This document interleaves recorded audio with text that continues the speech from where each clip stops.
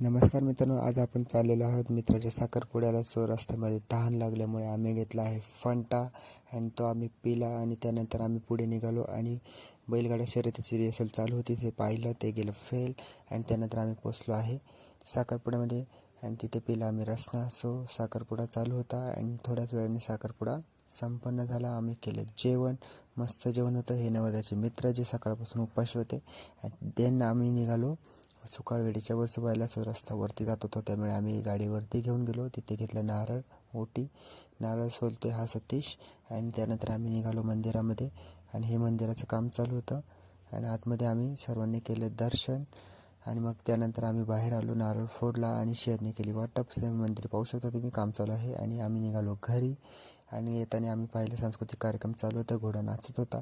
So आजचा blog कसा वाटला तुम्हाला नक्की सांगा कमेंटमध्ये. भेटूया लवकरच, बाय बाय.